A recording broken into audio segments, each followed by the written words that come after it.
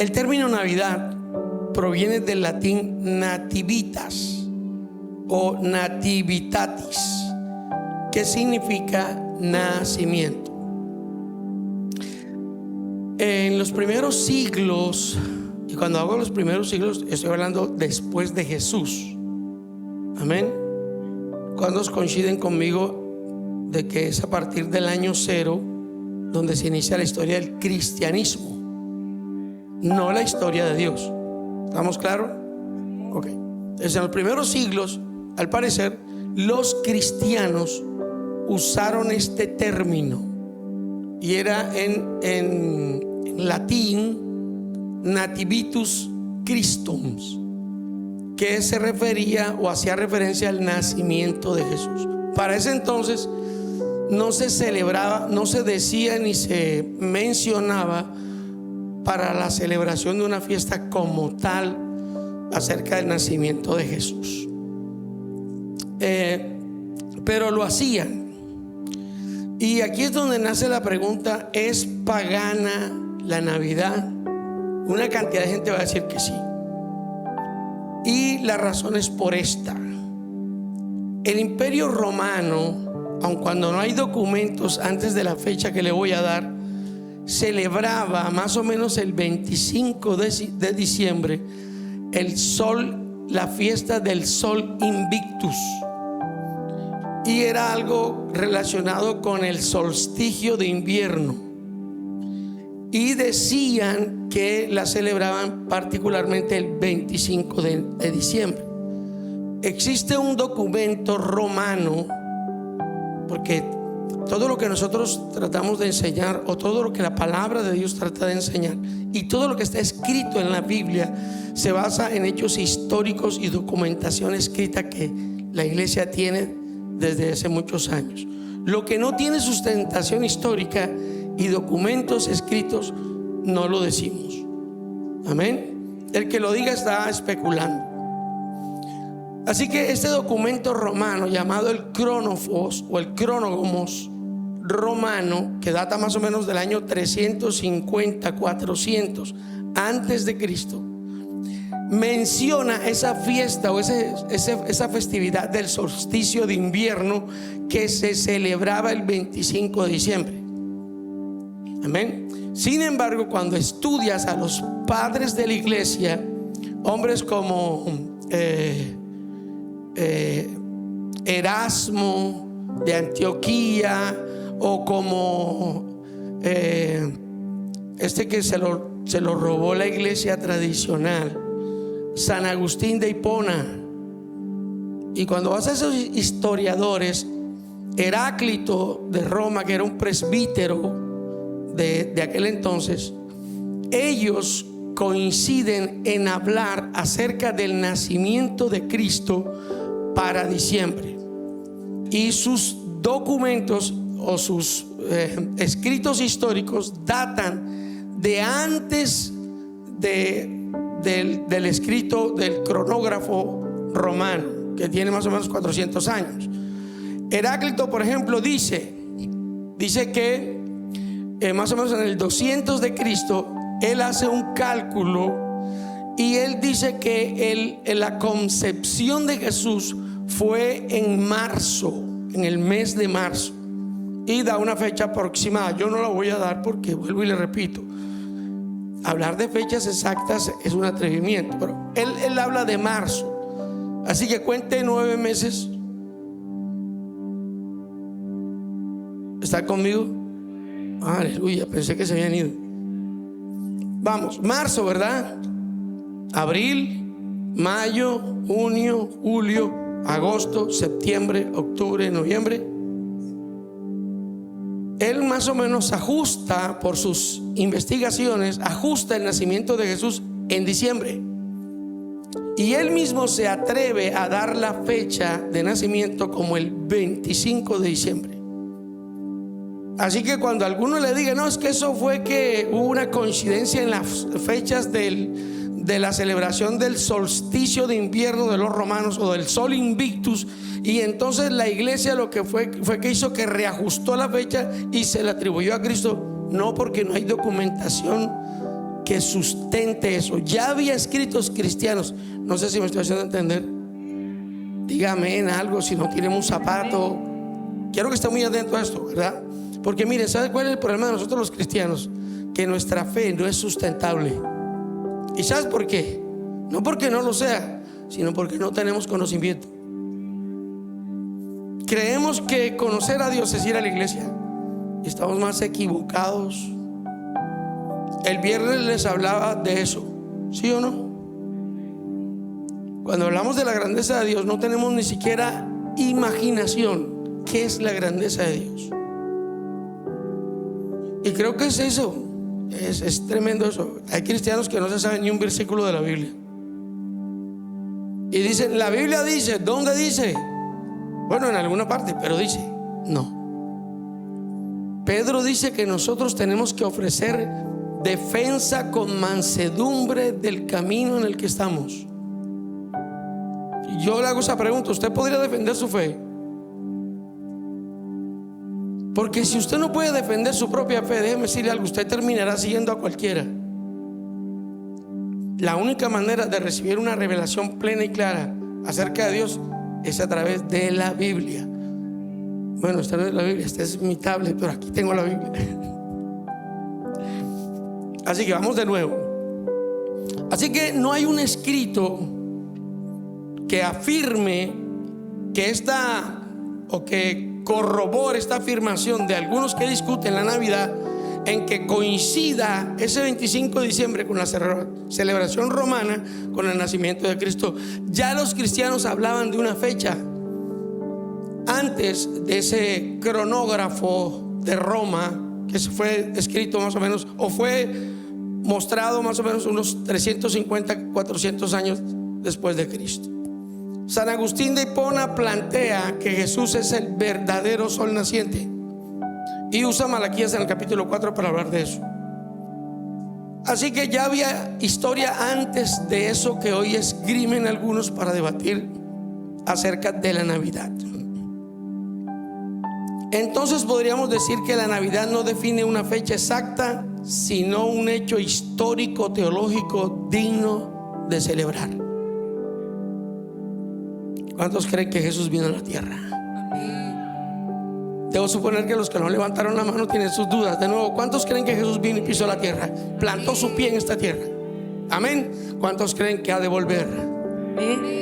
¿Cuántos creen que ha de regresar? Aleluya. Amén. Aun cuando no existe una fecha clara, sabemos que es un tiempo especial para celebrar. Si la gente celebra el 31 de octubre y se disfrazan de muertos y de lo que quieran, y lo hacen con autoridad, los centros comerciales y todas las plazas se llenan de figuras representativas de la fecha, ¿cuánto más nosotros no podemos tomar este mes para celebrar al Rey de Reyes y Señor de los señores? Aunque la palabra natividad no aparece en la Biblia, o si usted busca en la Biblia la palabra Navidad, no la va a encontrar.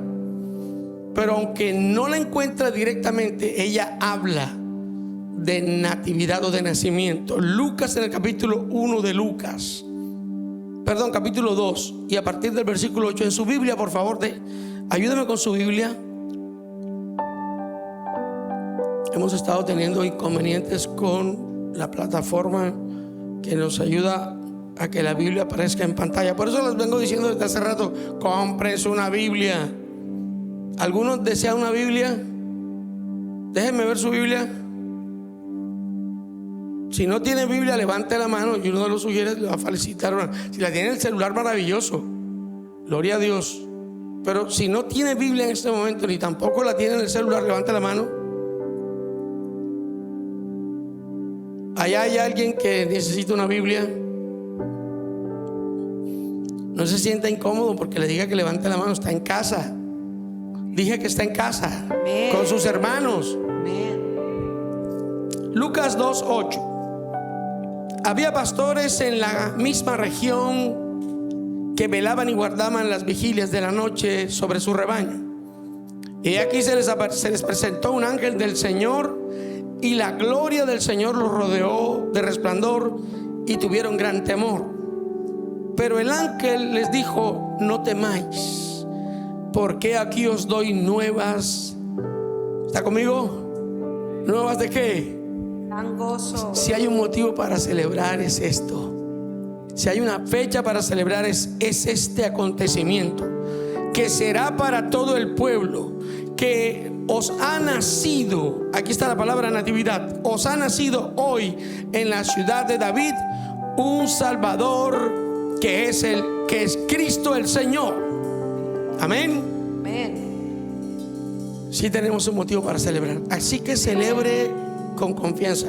Algunos van a decir que las luces, que se está mezclando con la fiesta de las luces de los judíos, que el árbol comenzó por allá en Alemania, y la gente para debatir le encanta. No entre en esos debates, celebre su Navidad. Amén. Acuérdese, si alguno puso pesebre, está bien, si lo puso está bien. Que el pesebre no sea un motivo para que usted se arrodille delante del pesebre a adorar el poco de muñecos que están ahí. No, no, no. Que le sirva como un hecho histórico para que usted le cuente a los niños, a sus vecinos. Acuérdese de algo: el muñequito que está ahí en él no es Jesús, solo lo representa. Así que no lo vaya a adorar. Si lo hizo está bien, no se sienta mal por eso. Y si alguien le dice que eso es idolatría y que no sé qué, dígale: mire, esto es un hecho histórico que solo estoy recordando a los que llegan aquí. Yo creo que el Dios de los cielos se hizo carne, como dice Juan capítulo 1 versículo 14. Vino desde los cielos, visitó la tierra, y ¿sabes qué? Nació en un pesebre lleno de vacas y de burros. Ahí nació el Rey del mundo.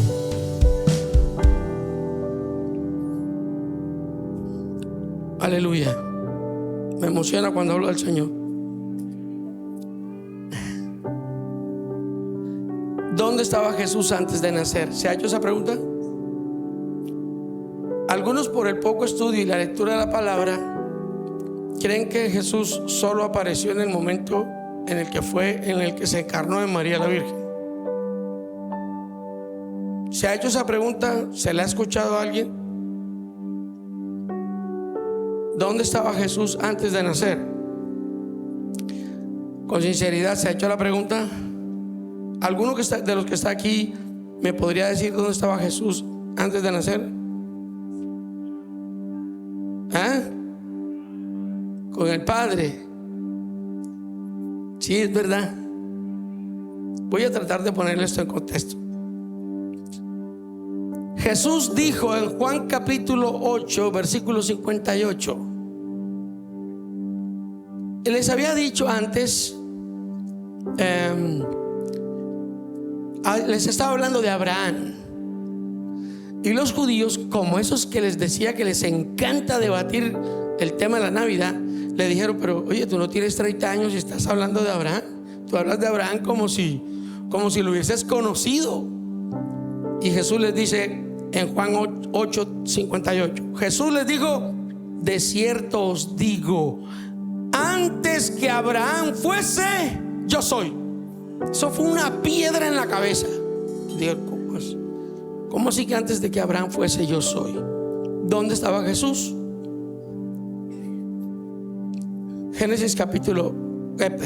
Juan capítulo 1 versículo 1. En sus Biblias, por favor. No coman cuento aquí de lo que yo les estoy diciendo. Vayan buscando ahí en sus Biblias. Juan capítulo 1 versículo 1. ¿Están conmigo? En el principio. Ok, deténganse un momento ahí. La palabra principio en griego significa lo mismo que significa Génesis en hebreo. En el principio. Así como usted dice Génesis, libro de Génesis, realmente lo que está diciendo en el principio. ¿Entendió eso? Amén. Denle un fuerte aplauso al Señor. Hoy deberíamos estar contentos. Estamos hablando del Rey. Volvamos a Juan capítulo 1, versículo 1. En el principio era ¿qué? Verbo. El verbo. ¿El verbo qué es? La palabra. En el principio era el verbo. Y el verbo, la palabra, era con Dios. Y luego aclara, y el verbo era Dios. Tremendo. Versículo 2. Este era en el principio con Dios. 3. Todas las cosas por Él fueron hechas, y sin Él nada de lo que ha sido hecho fue hecho. Trataré de explicárselo de esta manera. El Padre ordenando, hágase en las aguas, y el verbo, la palabra, ejecutando la orden del Padre. ¿Lo está entendiendo? Amén. Y dice la Biblia, y el Espíritu se movía sobre la faz de las aguas. Ahí en Génesis capítulo 1. Ahora, el Padre ordenando, el verbo ejecutando. Hebreos 11 dice que todo lo que se ve fue hecho de lo que no se veía. Y en el versículo 3 de Hebreos 11 dice, todo fue hecho por la palabra de Dios. Jesús Amén. es el verbo que se hizo carne. No sé si me está haciendo entender. Amén. ¿Lo está entendiendo? Amén. Denle un fuerte aplauso al Señor.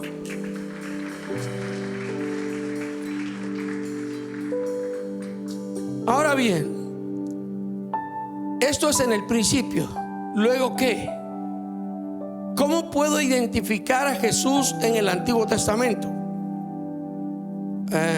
Esto me lo pulí hace unos días porque estoy estudiando en el seminario. Y cuando la pastora me dijo que íbamos a hablar de la Navidad, le dije, acabo de presentar un trabajo en el seminario acerca de quién es Jesús. Y eso es lo que quiero sembrarle a usted en su corazón hoy.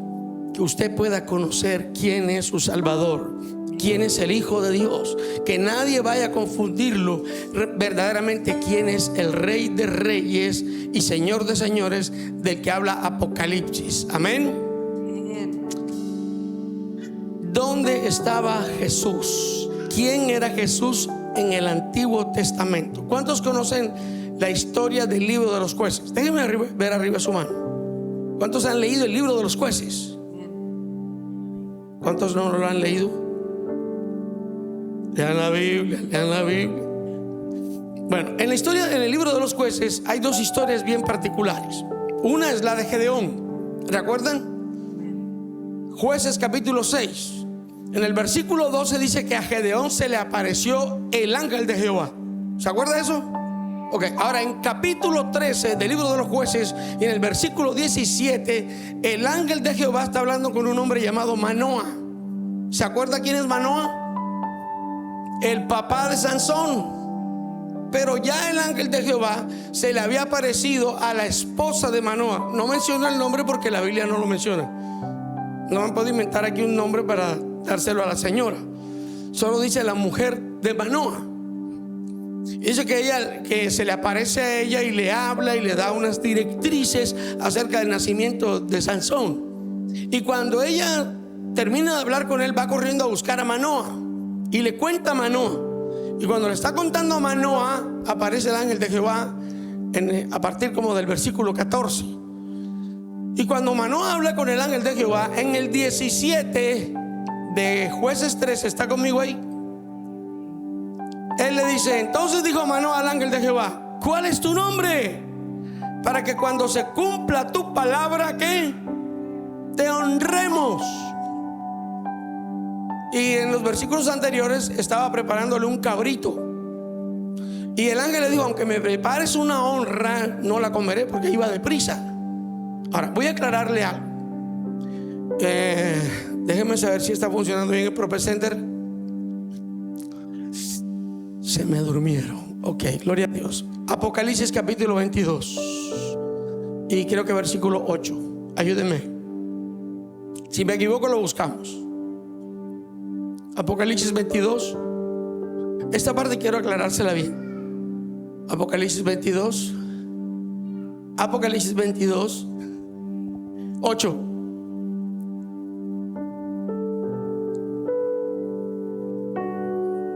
Yo, ¿qué dice? ¿Está conmigo? Yo Juan soy el que oyó y vi estas cosas. Y después ¿qué? Pues hube oído. Y visto ¿qué? Me postré. ¿Me qué? Postré. Se arrodilló. Me postré para adorar a los pies del ángel que me mostraba estas cosas. 9. ¿Pero qué? Está conmigo, pero él me dijo: Mira. no lo hagas, porque yo qué, soy consiervo tuyo. Yo soy un servidor como tú. Ahora, este no es el ángel de Jehová, y se lo voy a aclarar ahora. Yo soy consiervo tuyo. ¿De qué? ¿Y quién más? ¿Cuántos están aquí que guardan la palabra de Dios? Amén. Ustedes tienen ángeles que los ayudan, los acompañan. Me encanta ese entusiasmo que ustedes tienen. ¿Y de los que qué? Guardan las palabras de este libro. ¿Cuántos guardan las palabras de ese libro? Dios va a enviar ángeles que los ayuden. Pero ojo, no para que los adoren, ni para que hagan imágenes de ellos, o que las tengan en los llaveros de los carros, o guindando en el espejo retrovisores. Tampoco. No. Él no quiere eso. ¿Estamos claros? Amén. ¿Estamos claros? A los ángeles no se les adoran, tampoco se les piden. Amén. Cuando Jesús estaba allí en el Getsemaní y Pedro saca la espada para defenderlo de los guardias del Sanedrín, que le corta la oreja a Malco, ¿se acuerdan? Pedro llegó y chácata, un cristiano que andaba. El Señor sabía. Sacó la espada y le cortó la oreja a Malco. No ande armado. El Señor le dijo: mete tu espada en tu vaina. ¿Acaso no crees que puedo decirle a Dios que me mande una legión de ángeles? ¿A quién se la iba a pedir? ¿A quién? No. Él no dijo: voy a pedirle a los ángeles. Dijo: yo le pediría al Padre y me enviaría una legión de ángeles para que peleen conmigo. Así que cuando estés en luchas, tú puedes decirle al Padre: Señor, envía tus ángeles, envíalos, y Él los va a mandar. Aleluya. No se adora a los ángeles. Sin embargo, cuando estás en Jueces 13, dice que Manoah ofreció sacrificios al ángel. Les mencioné Jueces 6 porque en Jueces 6, a partir del versículo 12, Gedeón le ofrece un cabrito al ángel de Jehová. ¿Y sabes cómo se lo come? Dice que pone el sacrificio del cabrito y dice que tocó con el báculo. ¿Cuántos han leído Jueces? Jueces 6, búsquenlo. Dice que tocó con el báculo el sacrificio y descendió fuego del cielo y se consumió todo lo que estaba ahí. Pero ese ángel, que no es un ángel cualquiera, sino es el ángel de Jehová, aceptó el sacrificio. Volvamos a Manoah en el capítulo 13 y el versículo 18. Y el ángel de Jehová, ¿qué fue lo que le preguntó Manoah al ángel? ¿Cómo te llamas? ¿Se acuerdan cuando Moisés le preguntó a Dios: voy a decirle a la gente que Dios me habló? Y entonces le digo: Dios me habló y ellos me va a preguntar: ¿y cómo es su nombre? ¿Qué les digo? Y el Señor le dijo: dile, yo soy. ¿Se acuerdan? ¿Dónde está eso? Éxodo capítulo 3. Ok, aquí Manoah está inquieto por saber quién es el ángel. Versículo 8. ¿Están conmigo? 18, perdón. Y el ángel de Jehová, ¿qué? ¿Por qué preguntas por mí? ¿Mi nombre es qué? Dígalo fuerte. ¿Cómo? Yo creo que no lo he terminado de convencer. Su nombre es Admirable. Amén. Ahora vaya al 21 de Jueces 13. Y el ángel de Jehová no volvió a aparecer a Manoah ni a su mujer. Entonces conoció Manoah que era ¿qué? El ángel de Jehová. Y dijo Manoah a su mujer: ciertamente que, porque hemos ¿qué? Porque a Dios hemos visto. Él tenía claro que ese no era cualquier ángel, era el ángel de Jehová, que también era Dios. Amén. Ahora, admirable. Isaías capítulo 9, versículo 6. Voy muy rápido. Isaías capítulo 9, versículo 6. ¿Cómo dice? ¿Están en sus Biblias? No me miren tanto a mí, lean la Biblia. ¿Cómo dice? Porque un niño, ¿qué? Hijo, ¿qué? ¿Y qué más? Y el principado sobre su hombro. ¿Sabes de quién está hablando? De Jesús. Hijo nos es nacido, hijo nos es dado, y el principado sobre su hombro. ¿Y se llamará qué? ¿Qué más? ¿Qué más? ¿Qué más? Padre eterno, príncipe de paz. Ese es el ángel de Jehová en el Antiguo Testamento. Es Jesús. No estaba sentado viendo lejos, estaba actuando en la creación, con los hombres de Dios, hablándoles. ¿Cuántos conocen la historia de Balac y de Balaam? Números capítulo 23. ¿Cuántos la conocen? Un profeta pillo, porque era un profeta pillo, que se vendió a un rey llamado Balac para maldecir a Israel. La historia comienza en el 22, pero se centra en el 23. Y dice que Balac lo contrata por dinero. Judas lo denuncia en su carta. Y entonces le dice: necesito que vayas y maldigas a Israel. Imagínate, un profeta de Dios para que maldiga al pueblo de Dios. Es una cosa que da como risa. Sin embargo pasa, ¿sabes? Y hoy también pasa. Y entonces dice que Balaam, que era el profeta, iba con su parábola, y cada vez que abría su boca para maldecir a Israel, le salían bendiciones. Y entonces Balac le decía: pero ¿qué es lo que está pasando? Yo te contraté para que los maldigas. Y entonces dice que preparaba de nuevo su parábola y se levantaba un altar y se ponía dispuesto a maldecir a Israel. Y cuando ya lo iba a maldecir, le salían bendiciones. Y entonces Balac le dice a Balaam, se parecen los dos sinvergüenzas, ¿sí o no? Balac le dice a Balaam: oye, yo te contraté para que lo maldigas, pero bueno, está bien, no lo puedes maldecir, pero aunque no los puedas maldecir, tampoco los bendigas. Y entonces Balaam le responde: he recibido orden de bendecirlos y no podré revocarlo, porque cuando Dios ha dado una orden, nadie puede echarla para atrás. Amén. Ni el más espiritual que quieran. Aleluya. Ahora bien, Jesús es el ángel de Jehová en el Antiguo Testamento.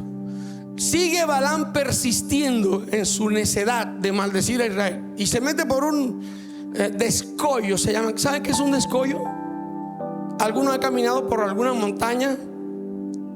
Son esos pequeños caminos que se abren por las laderas de las montañas para transitar por ellas, pero de este lado está la montaña y de este lado está un abismo. Y se llaman escollos porque son espacios muy cortos. ¿Alguno ha caminado por ahí? ¿Ha ido a algún lugar así? Y dice que él iba en su burra. Él iba en la burra ahí, yendo de nuevo a hacer lo que no debía hacer. Y dice que de pronto la burra se detuvo. Ella como que se asustó, se detuvo.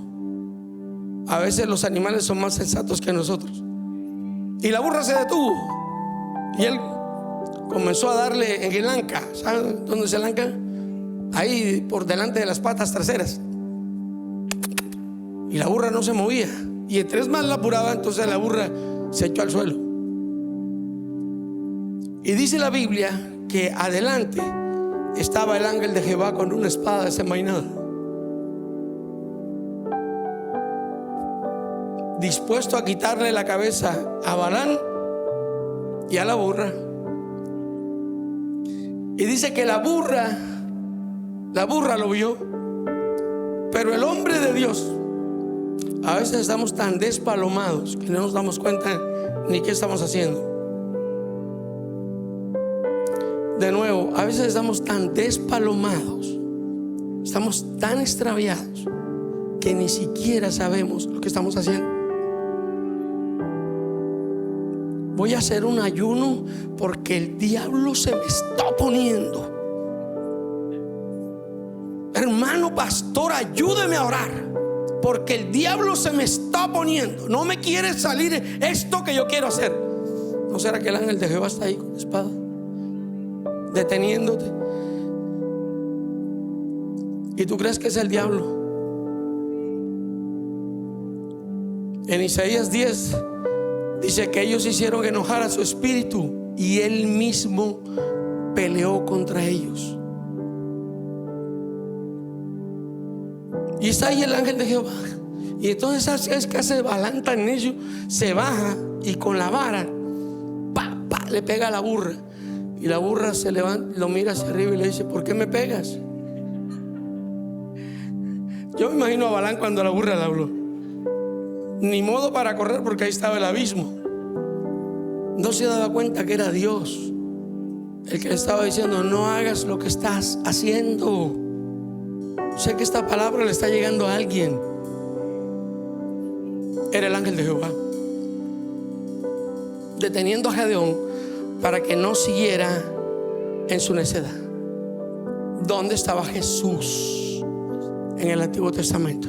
Voy a resumírselo rápidamente. En Génesis 3:15 es la simiente prometida.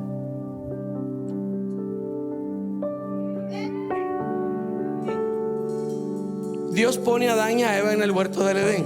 He aprendido algo en el estudio de la Escritura y por la revelación del Espíritu Santo. Dios nunca se pone las manos en la cabeza. Dios nunca dice: ¿y ahora qué voy a hacer? Él siempre tiene un plan. En Jeremías 29:11 Él le dice a Jeremías: no te preocupes, yo sé los planes que tengo para ustedes. Son planes de bienestar y no son planes de mal. Son planes para su bendición. Así que cuando Adán y Eva se la embarran, cuando nosotros no la embarramos, Dios no se pone las manos en la cabeza. Él ya sabe qué va a hacer. Cuando Adán y Eva se equivocaron, Él dijo: les daré una simiente, y la simiente será enemiga de Satanás. Satanás lo herirá en el carcañal, pero él aplastará la cabeza del diablo. En Génesis 3 es la simiente prometida. En Génesis 6 es el arca de salvación, donde muchos, 8 nada más, se salvaron por gracia. Cuando leo el pasaje del arca, ¿sabes qué? Me imagino el tiempo de hoy. Somos 7,000 millones de personas. En aquel tiempo solo se salvaron 8. ¿Cuántos se salvarán en este tiempo? Y el mensaje se sigue predicando. Vamos en 2025 años hablando de Jesús. Y toda la gente, todavía la gente, el cristiano, lo que es peor de todo, el cristiano está. Ahora sí, este año sí. Yo recuerdo que con mi papá, a mi hermano y a mí, cuando estábamos haciendo cosas de jóvenes y no las hacíamos, él llegaba y se levantaba y nos decían: dejen el amague, háganlo. En Génesis 6 es el arca de salvación. ¿Sabes cuántos años duró Noé predicando que venía el diluvio? 150 años. Los años que duró haciendo el arca. Y solo se salvaron 8. En Éxodo es la zarza que le habló a Moisés en el monte. En Éxodo 12 es el cordero pascual que su sangre los protege del heridor de la muerte. Eso es en Éxodo. En Levíticos es la ofrenda por el pecado del pueblo. En Números 6 es la bendición sacerdotal. ¿Se acuerdan cuando Dios le dijo a Aarón y a Moisés: bendiga al pueblo de esta manera? Jehová te bendiga y Jehová te guarde. Jehová haga resplandecer su rostro sobre ti y te bendiga. Amén. En Éxodo 20 es el agua de la roca que calma tu sed. ¿Se acuerdan? En Deuteronomio 28 del 2 al 6 dice: es la bendición que te alcanza. Bendito serás en tu entrada y bendito serás en tu salir. Bendita será tu canasta y tu arteza de amasar. Bendito serás en tu pueblo y bendito en la ciudad. Dios te bendecirá. En Josué es el capitán de tu conquista. Él también es el que parte la herencia con justicia. Amén. En Jueces es el ángel de Jehová que te visita y se lleva el temor. En Ruth es el pariente cercano que te redime. En Samuel es el profeta que no deja caer ninguna de sus promesas. En Segunda de Reyes es el rey que no falla. En Crónicas es el heredero del trono de David. En Esdras es el que restaura la verdadera adoración. ¿Se acuerdan de eso? Cuando ellos regresan del exilio babilónico, Dios levanta a unos hombres para restaurar el templo, y a cada uno le dio una tarea. En la época del sacerdote Josué y del rey Zorobabel, Zorobabel, a Esdras le encarga la tarea de la restauración del templo y de adoración, y a Nehemías le encarga la restauración de los muros de la ciudad. Cada uno debía hacer una tarea. Cada uno de nosotros tiene una tarea. De nuevo, cada uno de nosotros tiene una tarea. Dios le ha asignado una tarea a cada uno de nosotros. Algunos a predicar, otros a cantar, otros a ministrar, otros a apoyar. Pero cada uno tiene una tarea. Cada uno de los que estamos aquí, cada uno tiene una tarea. Amén. No diga, ay, el pastor nunca me ha dicho nada. Haga algo. Levántese, haga su tarea. Esdras reconstruía el altar para restaurar la verdadera adoración, y Nehemías restauraba los muros. Nehemías es el que restaura los muros de tu protección. En Esther es el protector soberano en la figura de Mardoqueo. En Job es el que permite tu prueba y te redime al doble. Dos cosas aprendí del libro de Job. Una, la salvación es personal. ¿Han leído eso en el libro de Job? Cuando lees Job capítulo 1, en el versículo 8, dice que llegaron delante de Dios todos los hijos de Dios, y entre esos, cuando eso todavía el maluco tenía acceso al trono. Porque cuando Jesús muere en la cruz del Calvario, dice: consumado es. Y Pablo dice: ahora ha sido echado fuera el acusador de vuestros hermanos. Amén. Ya el diablo no puede ir allá, como fue con Job, a acusarnos. Lo echaron de allá. Pero en ese tiempo sí. Y ahí en el versículo 8 dice que Dios le dice a Satanás: ¿no has visto a mi siervo Job? Varón como él ninguno en la tierra, hombre temeroso de Dios y apartado del mal. Y entonces Satanás saca unos argumentos y dice: lo que pasa es que Job es piel por piel, es hoy lo que tú le has dado. Quítale esas cosas y verás cómo reniega contra ti. Y lo primero que perdió Job, ¿qué fue? Las fincas, los caballos, las vacas, todo ese cuento. Y después, ¿qué perdió? Ahí los hijos. Y después, ¿qué perdió? La salud. Amén. Pero cuando lees el libro de Job, lo primero que te preguntas, y la pregunta que me decía al comienzo era: siendo Job un hombre temeroso de Dios y apartado del mal, ¿por qué Dios permitió que pasara eso? Porque la salvación es personal. Es que mi papá es pastor. Job era un hombre temeroso y apartado del mal, pero sus hijos se fueron. Su esposa era ¿qué? Una mujer fatua, necia, también se fue. Y cuando leo el libro de Job, me pregunto cómo Dios permite esta situación en un hombre temeroso de Dios y apartado del mal. Porque Dios es el que permite la prueba en tu vida. Pero ¿sabes por qué la permite? Porque te va a restaurar al doble. La prueba solo sacará de ti lo que te estorba, lo que te incomoda, lo que viene haciendo peso ahí, que no te deja avanzar. Él va a quitar eso. Y si son tus hijos también. Suena duro, pero así es. La prueba te hace conocer a Dios. ¿Cuántos han pasado por pruebas difíciles? ¿Cuándo fue cuando más te arrodillaste? Cuando estaba la cosa maluca, ¿sí o no? La prueba te hace conocer a Dios.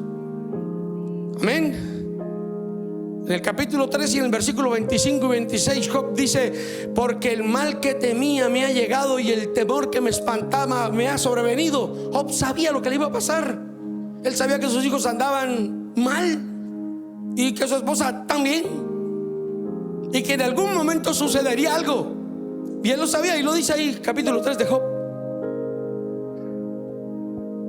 Pero cuando vas al 45, al final del libro, después de pasar toda la prueba, todo lo que vivió, Job dice estas palabras en el capítulo 42, versículo 1: yo hablaba lo que no entendía, cosas demasiado maravillosas que yo no comprendía. Se me fueron los de la Biblia. Ahora tú vas a hablar, yo me voy a quedar callado y yo voy a aprender. A veces tenemos que guardar silencio para que Dios nos enseñe. Pero en el 5 dice: de oídas te había oído, mas ahora mis ojos te ven. Y me gusta la traducción al lenguaje actual: lo que antes sabía de ti era lo que me habían contado. Hay gente que vive en el temor de Dios por lo que otros les cuentan. Hay gente que tiene una relación con Dios por la historia que otros le echan. Pero hay otros que ven a Dios cara a cara, que lo conocen, oyen su voz y le identifican. Amén. No es que Dios haga excepción de personas, es que hay personas excepcionales. Y entonces Job dice en la traducción al lenguaje actual: lo que antes sabía de ti era lo que otros me contaron, pero ahora, después de la prueba, yo he llegado a conocerte. Mis ojos te han visto, dice Job. La prueba te hace conocer a Dios. En los Salmos, Él es tu pastor. En el 91 es el abrigo del Altísimo que te cobija. Por eso David dijo en el Salmo 23, ¿cómo dijo? Jehová, dígalo, Jehová es mi pastor, y si Él es mi pastor, nada me faltará. En Proverbios es la sabiduría en persona. En Eclesiastés, el que le da sentido a tu vida. ¿Han leído Eclesiastés? Es un libro aburrido, pero narra una tremenda verdad. ¿Sabes qué está en Eclesiastés? Es la queja de Salomón.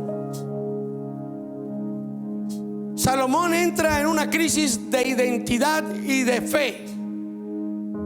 ¿Para qué hacer tantas cosas buenas si al final nos vamos a morir? Y una frase que retumba en el libro de Eclesiastés es: vi todo lo que sucede debajo del sol. Y es un libro como lleno de desesperanza. Pero al final, en el capítulo 12 de Eclesiastés, y en el último versículo dice: el fin del discurso es este: teme a Dios, porque Él va a bendecirte. Había superado la crisis. ¿Cuántos han tenido crisis emocionales, de fe?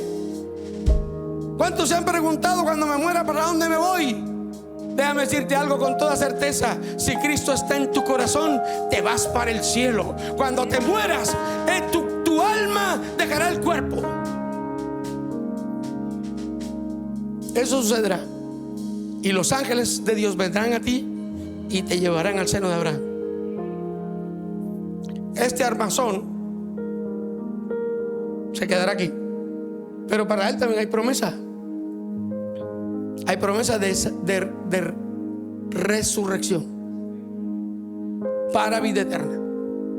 Pero mientras tanto, estás allí gozándote con el Padre. Así que cuando tu mente, cuando tu alma se pregunte: ¿para dónde me voy cuando me muera?, contéstale esto. Jesús dijo en Juan capítulo 14 versículo 1: creen en Dios, quedan también en mí. En la casa de mi Padre muchas moradas hay. Voy pues a prepararles un lugar para que donde yo esté, vosotros también estéis. Aleluya. En Cantares, esta me gusta. Es el novio que ama a su novia y la cuida. Eso es en Cantares. En Cantares también es la rosa de Sarón y el lirio de los valles. En Isaías es el Emanuel prometido. Lo leí ahorita en Isaías 9. He aquí un niño nos es dado. Amén. Es el príncipe de paz. En Jeremías es Jehová tu justicia. En Lamentaciones es el Dios compasivo. En Ezequiel es el que muda tu corazón y pone su espíritu en ti. Ezequiel capítulo 36 versículo 25. Derramaré agua limpia sobre ustedes y los limpiaré de todas sus inmundicias y les daré un corazón nuevo y pondré mi espíritu dentro de ustedes y haré que anden en mis caminos. Tú no podrás andar en los caminos de Dios hasta que el espíritu no toma el control de tu vida. Podrás ir a la iglesia, podrás comprarte una Biblia, pero tú no caminarás a los pies de Dios hasta que el Espíritu Santo no se monta en el timón. No sé si me hice entender. Amén. En Daniel es el que tapa la boca de los leones. Amén. Y también es el que entra contigo en el horno de fuego. ¿Se acuerdan el pasaje? Sadrach, Mesach y Abednego. Nabucodonosor hace una estatua. Y entonces da un decreto, dice: todos tienen que inclinarse ante esa estatua. Y Sadrach, Mesach y Abednego dicen: nosotros no.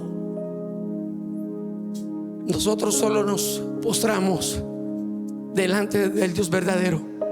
Y entonces los chismosos van y le dicen a Nabucodonosor: ahí hay 3 judíos, 3 jóvenes judíos que ellos no, cuando pasa la estatua, ellos no se arrodillan. Y entonces Nabucodonosor va allá y dice: ¿cómo así que ustedes no se arrodillan?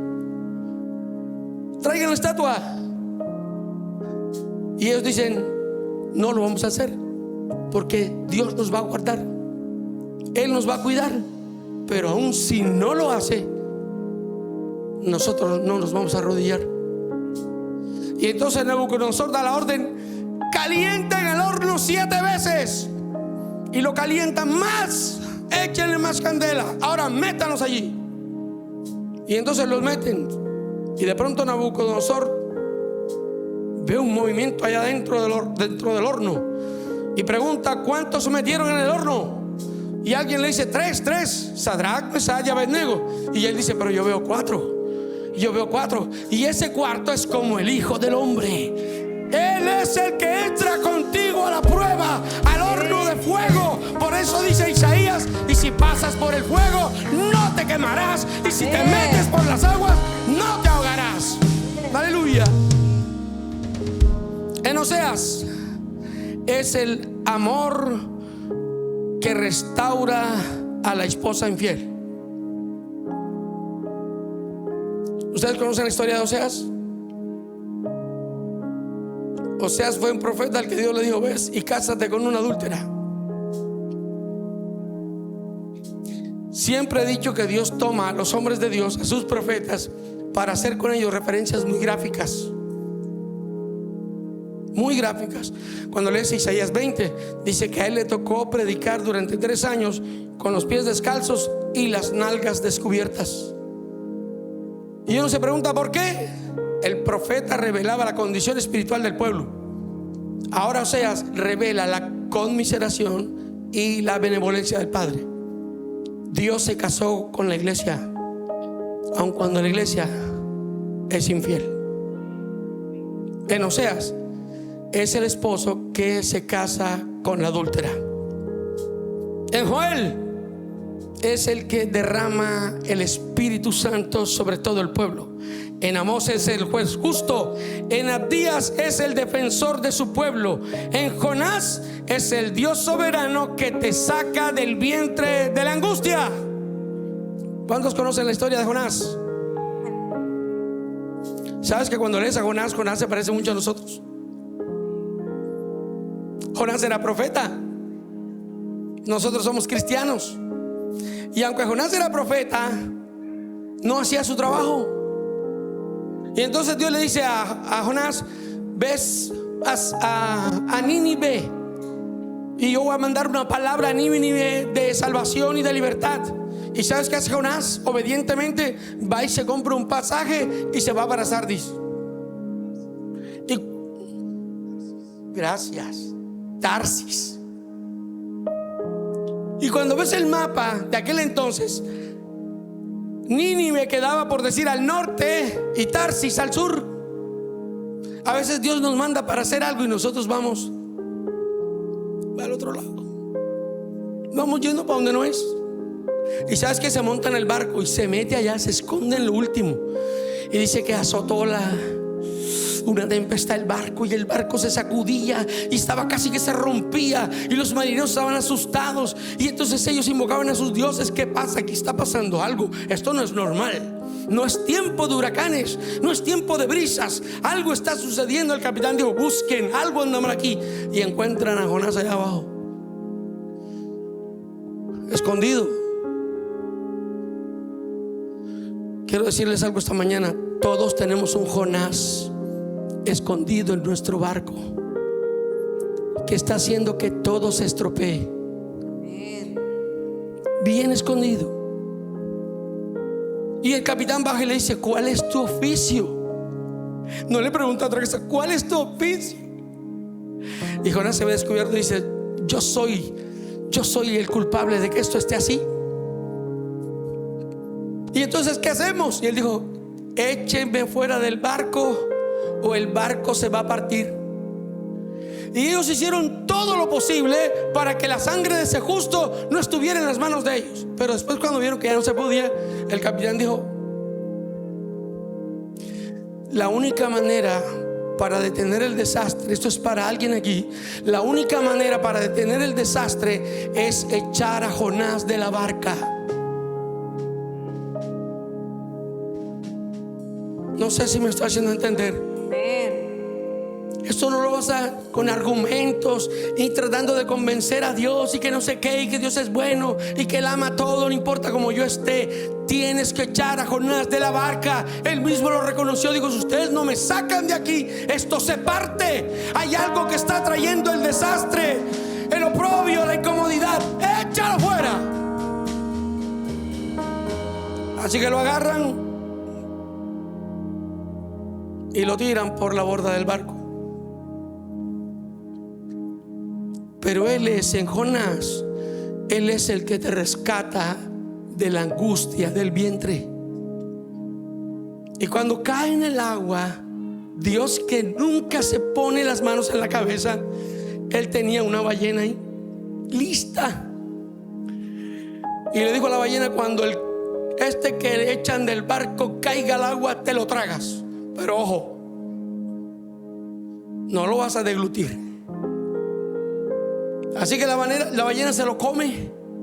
Y en el vientre del pez, Jonás levanta un clamor. Dice: desde el vientre de la muerte clamé a Dios, y Él abrió las puertas del Hades y me salvó.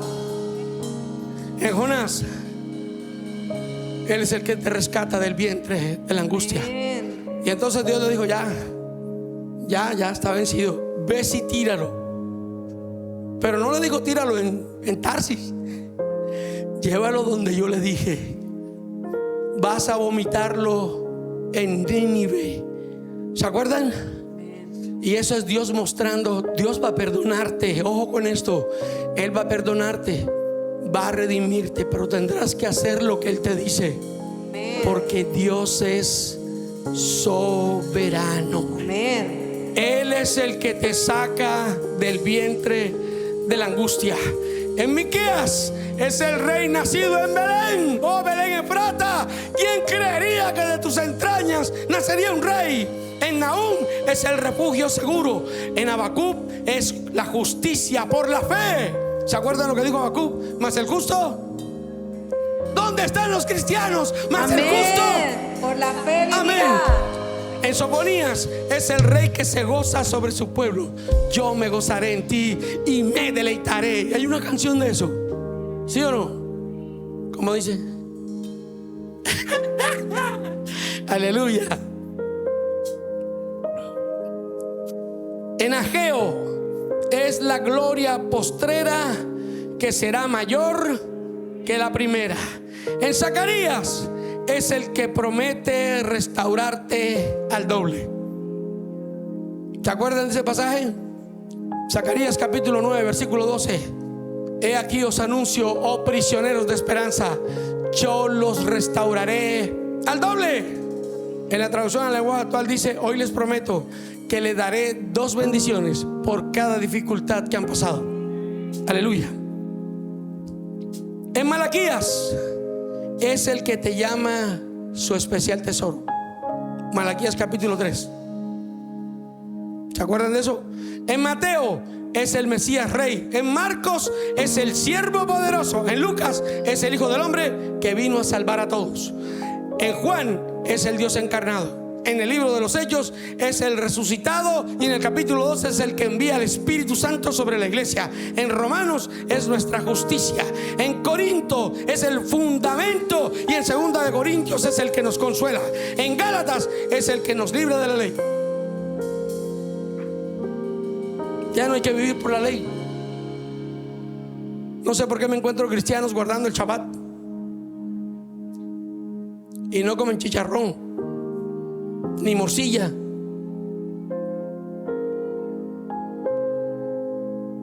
Cuando Pablo dijo en su carta, dijo que por la oración todos los alimentos son limpiados. ¿Hay alguno aquí que no coma morcilla? Me imagino que será porque no les gusta. Pruébenla, es deliciosa. Aleluya. En Filipenses es el Dios que se despojó a sí mismo. En Colosenses es la imagen del Dios invisible. En Primera de Tesalonicenses es el que viene por su iglesia. En Segunda de Tesalonicenses se me fue. Me puse a tocar esto y se me fue. Aleluya. Denle un fuerte aplauso al Señor, no se me duerma.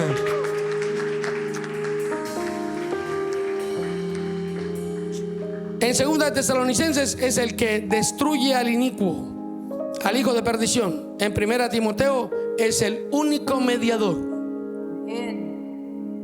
Amén. Amén. No es María, no es José, no son los apóstoles, es Jesús. 1 Timoteo capítulo 2 versículo 5. Porque tenemos un solo mediador entre Dios y los hombres, Jesucristo el Hijo de Dios, el cual se dio en rescate por todos nosotros. Amén. En 2 Timoteo es el maestro fiel. 1 Timoteo capítulo 3. Si alguno anhela obispado, buena obra desea. Pero es necesario que el obispo, esto es para ustedes, los que sirven, los que predican, sean irreprensibles, marido de una sola mujer, que sean honestos, bien formados, que tengan un buen testimonio de los de afuera. Ah, no, ese pastor me quedó debiendo hasta... No, Señor. En Tito es el Salvador que transforma. En Filemón es el que paga la deuda. ¿Alguno tiene deudas aquí? Levanta la mano sin miedo. ¿Recuerdan la historia? Pablo le encarga algo allí a Filemón y manda a traer a Onésimo. Pero Onésimo como que le debía una plata allá donde estaba. Y él le dice: mira, si Onésimo te debe algo, cárgalo a mi cuenta. Cuando tú lo tomas a él y tú le debes algo al enemigo o a alguien, él dice: no se preocupen, cárguelo a mi cuenta. En Filemón es el que paga la deuda. Amén. En Hebreos es el sumo sacerdote perfecto. En Santiago es la fe en acción. La fe sin obras es muerta. Santiago capítulo 2. ¿Está conmigo? ¿Está entendiendo, recibiendo lo que estoy diciendo? Denle un fuerte aplauso al Señor. En Primera de Pedro es la piedra viva, la piedra angular. En Juan es nuestro abogado. En Judas es el Señor que guarda a su pueblo. En Apocalipsis, y esta es la que más me gusta, es el Rey de Reyes y Señor de los señores. Es el Alfa y el Omega. Es el que dice: ciertamente yo vengo en breve. Maranata, Cristo viene. Cristo